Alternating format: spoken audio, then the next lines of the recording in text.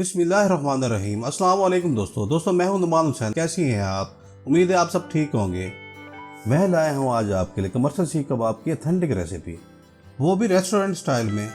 अब आपके कबाब ना ही टूटेंगे और ना ही सीख से गिरेंगे और ना ही अंदर से कच्चे होंगे। काफ़ी दोस्त शिकवा करते हैं कि उन्होंने घर में कबाब बनाए तो इनके कबाब टूट जाते हैं और जायका भी मज़े का नहीं होता।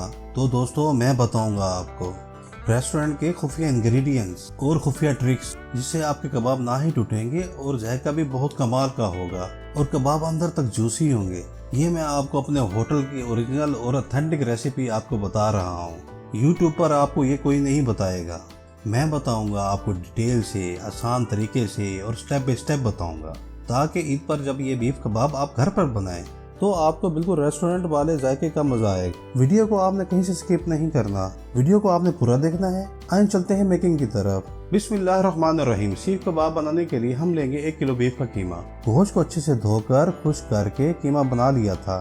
कीमे को बाद में नहीं धोना, अगर धो लिया तो इसमें मॉइस्चर आ जाएगा और मॉइस्चर कबाब का दुश्मन है, जिससे कबाब सीख पर बिल्कुल नहीं टिकेगा। कीमे को आपने हर किस्म के मॉइस्चर से दूर रखना है। दूसरी अहम चीज़, इसमें हमने फ़ैट डालनी है। फ़ैट मैंने ली है 150 ग्राम। देखें 1 किलो बीफ के कीमे के लिए 150 ग्राम की फ़ैट बहुत ही मुनासिब रेशो है, जिसको मैंने अच्छे से चॉप कर लिया था। क्योंकि हम बीफ कबाब बना रहे हैं, लिहाजा हम फ़ैट भी बीफ की ही लेंगे।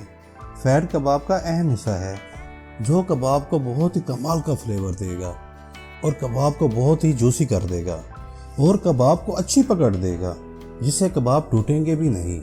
मैंने आपको दिखाने के लिए फ़ैट को अलग चॉप किया था, वरना फ़ैट कीमा बनते हुए साथ ही चॉप हो जाती है।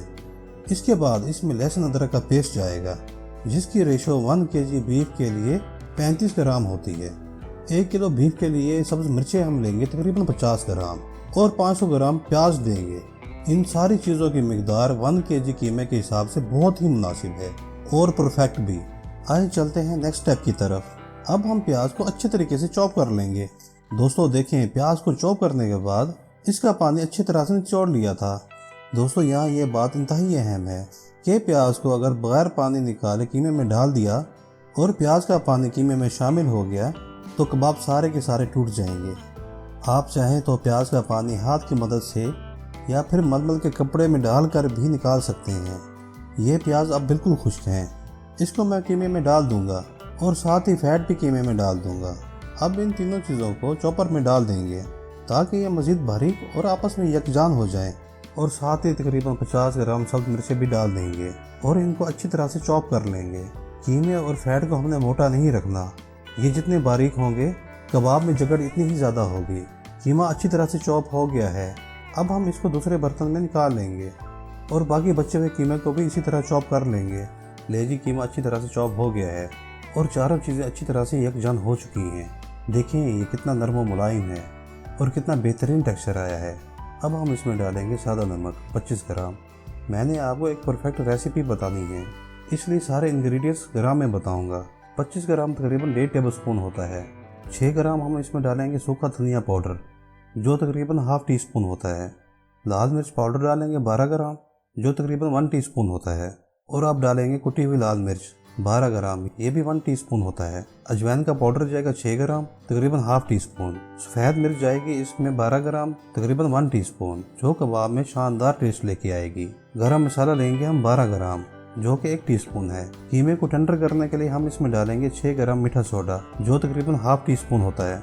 अब इसमें जाएगा 35 ग्राम लहसुन अदरक का पेस्ट, जो तकरीबन 2 टेबलस्पून भर के होता है। दोस्तों अब जाएंगे इसमें इस रेसिपी के खुफिया इंग्रेडिएंट्स, जो कि 3 ग्राम कबाब चीनी और 3 ग्राम पिपली, जो आपको किसी भी पंसार की दुकान से बआसानी मिल जाएगी। इसको हम अच्छी तरह से पीस लेंगे, जिससे कबाब में बहुत ही बेहतरीन खुशबू और शानदार सा टेस्ट आता है, जो आपको रेस्टोरेंट के कबाब में मिलता है। लेकिन अब आपको ये खुशबू और जायका घर में भी मिलेगा। अब हम इसको कीमे में डाल देंगे। कीमे की मिक्सिंग से पहले हाथों को अच्छी तरह से धो लेंगे और हथेली की मदद से इसको अच्छी तरह से मिक्स करेंगे। अब सारा काम मिक्सिंग का है। दोस्तों जितनी अच्छी तरह से मिक्सिंग करेंगे उतने ही कीमे के रेशे अच्छी तरह से टूट जाएंगे और मसाला भी अच्छी तरह से यकजान हो जाएगा, जिससे कबाब बहुत ही टेस्टी बनेगा। देखें मैंने अच्छी तरह से मिक्सिंग कर ली है और तमाम इंग्रेडिएंट्स कीमे के अंदर अच्छी तरह से यकजान हो गए हैं। अब हम इसको टेंडर करने के लिए कम से कम 4 घंटे के लिए फ्रिज में रखेंगे। दोस्तों इस बात का खास ख्याल करना है कि इसको फ्रिज के ऊपर वाले खाने में नहीं रखना, इसको नीचे वाले खाने में रखना है। चलो चलें, अब मिलते हैं 4 घंटे के बाद। लेकिन 4 घंटे हो गए हैं, कीमा अच्छी तरह से टेंडर हो चुका है। अब मैं आपको कबाब सीख पर लगाना सिखाऊंगा। अब हम इसको एक दफा फिर अच्छी तरह से मिक्सिंग कर लेंगे। देखिए कीमा कितना सॉफ्ट और आपस में यकजान हो गया है। अब हाथ को हल्का सा पानी में डिप कर लेंगे और एक मुनासिब साइज में कीमा उठा लेंगे और इसको बॉल की शेप देंगे और इसको बॉल की तरह हाथ में घुमाते रहेंगे ताकि इसमें से एयर और क्रैक अच्छी तरह से खत्म हो जाएं। देखिए दोस्तों, इसके क्रैक अच्छी तरह से खत्म हो चुके हैं और ये अच्छे से यकजान भी है। अब हम कबाब वाली चकोर सीख लेंगे और कीमे को सीख पर लगा देंगे और आहिस्ता आहिस्ता इसको उंगलियों की मदद से सीख पर लंबा करते जाएंगे। इस बात का खास ख्याल रखना है कि कबाब ज्यादा पतला ना हो और ज्यादा मोटा भी ना हो। हाथ को दोबारा पानी में हल्का सा डिप कर लेंगे और अंगूठे की मदद से इस पर निशान बनाते जाएंगे। ले जी माशाल्लाह, कबाब अच्छी तरह से लग चुका है और देखें कबाब पर जो हमने निशान बनाए थे वो बिल्कुल वाज़ेह हैं और देखें कबाब के किनारे भी अच्छी तरह से जुड़े हुए हैं।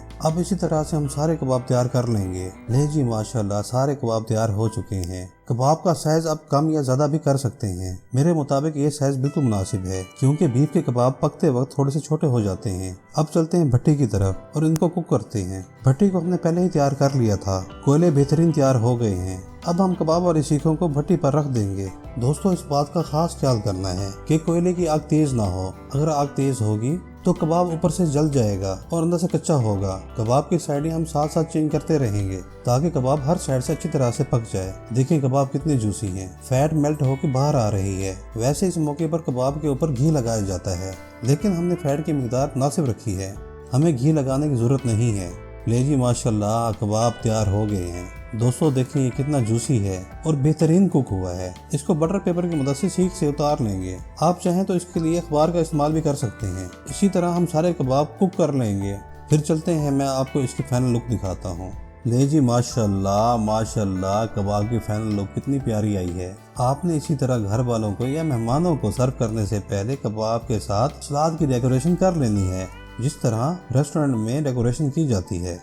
और साथ में आप किसी भी किस्म की चटनी सर्व कर सकते हैं। मैंने इसके साथ आलू बुखारे की और ग्रीन चटनी ली है, जिनकी रेसिपी इंशाल्लाह बहुत जल्द आपके साथ शेयर करूंगा। देखिए जी माशाल्लाह, कबाब कितने बेहतरीन कुक हुए हैं और अंदर तक पके हुए हैं और खूब जूसी भी हैं। अगर आप इस रेसिपी को फॉलो करते हुए बनाएंगे तो आपके कबाब भी ऐसे ही खूबसूरत और टेस्टी बनेंगे। आप जब भी इस रेसिपी को बनाइएगा तो मुझे कमेंट्स में लाजमी बताइएगा कि आपको ये कबाब कैसे लगे। उम्मीद है आपको ये वीडियो पसंद आई होगी। मेरी वीडियो को लाइक करना, चैनल को सब्सक्राइब करना और बेल आइकन को दबाना मत भूलिएगा। मेरी तरफ से आपके लिए ढेर सारी दुआएं और मुझे भी अपनी दुआओं में याद रखिएगा। चलता हूँ, मिलते हैं इंशाल्लाह नेक्स्ट वीडियो में। अल्लाह हाफिज।